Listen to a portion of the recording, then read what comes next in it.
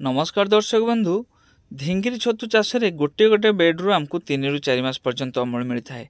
किंतु प्रथमे आम 3-4 थर अमल नहीं सारा पर धीरे धीरे अमल कमी आसी था जिते अमल कमी आसी था आमको कौन करने हम ये भिडियो में आपको कहबी बहुत छोट भिडियो शेष पर्यंत देखु देखो पॉलिथिन तो आम काटी था 15 ରୁ 16 दिन भितर से सब जगार छतु बाहरी थाए तापर थरे दी थर अमल हो सारापर जो जो जगह गुड़िक आम काटी न था से सब जगार पुणी आम काटा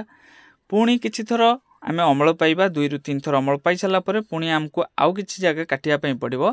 एवं 5-6 थर अमल नहीं सारापर शेष में पॉलिथिन मुहटी को खोलदेवाई हम खोलिकी आमको से पानी स्प्रे करने पड़ो जेहेतु धीरे धीरे गरम समय पाखे आसता तेणु बेड गुड़िक शीघ्र सुखी जाए तापाई कि आमको कौन करने हम प्रत्येक दिन सकाଳେ 8-9 बेलू थे पानी स्प्रे करने पड़ो पुणी 2 प्रहर समय को थे पानी स्प्रे करने पड़ो ना कि छतु कढ़ गुड़िक सुखीज जेहेतु झांझी पवन आसता है तेणु छतु कढ़े आम जब पानी स्प्रे न करवा ताहले छतु कढ़ बंचबनी कहीं छतु बेड्रे आम पानी स्प्रे कले छतु बेड भितर को पानी से शीघ्र जाई न था भल भाव पानी को जाई न था जहाँफल छतु पानी पाए ना एवं छतु सुखी जाए तेणु पानी स्प्रे करने पड़ो शीत दिन में आम कौन करते बहुत शीत पड़ता है से दिन को थे कि दिने छाड़ी दिने आम थे पानी स्प्रे कले चलो किंतु जेहेतु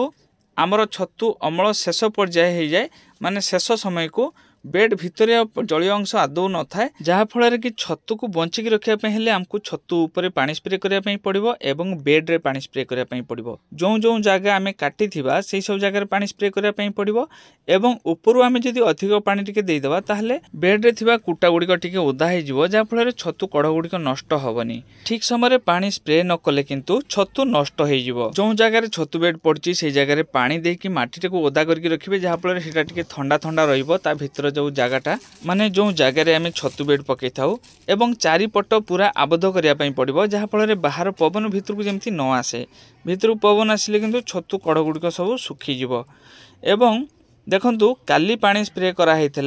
किंतु या भितर को पानी जाइनी जेहेतु या उपरे पूरा माइसिलियन ग्रो होगी पूरा गोटे स्तर हो जाइए जहाँफल या भितर को पानी जाइनी बा जाइनी तेणु यही सब जगह देख पानी अच्छी तेणु आपण मानक कौन करने पड़ो ये सब जगह आंगुठी देकी बा कौन सी जिनस देकी टिके प्रेस करदे से जगहटा टिके कणा हो जहाँफल भितर को पानी जीव एवं आमर छतु कढ़ गुड़िक नष्ट हेनी विशेष करके देखिए यही समय जो समय शीत टिके कमी आसुव गरम टिके बढ़िया आरंभ होथुव से समय कि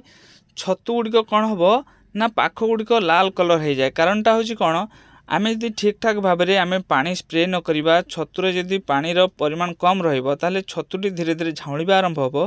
थे झाउलिबा आरंभ हेले पाखर सुखिबा आरंभ हो जहाँफल आम से पानी देदेबा ताले से सब जगह गुड़िक लाल ना हलदिया रंगर हो तेणु यहाँ को आपण मानक ध्यान रखापी पड़ो सब समय चेष्टा करी जो जगह बेड पड़ी पाखपाखी अंचल जमती टिके आर्द्रता भल रही कि माटी को ओदा करके रखिए चारिपटे आबद्ध करके रखिए जहाँफल बाहर झांझी पवन ता भितर को आसबनी ता सहित ये पर्याप्त परिमाण में पानी स्प्रे करने पड़ो देले देखिए खूब भल से पुणी आपण छतु अमल पाइपर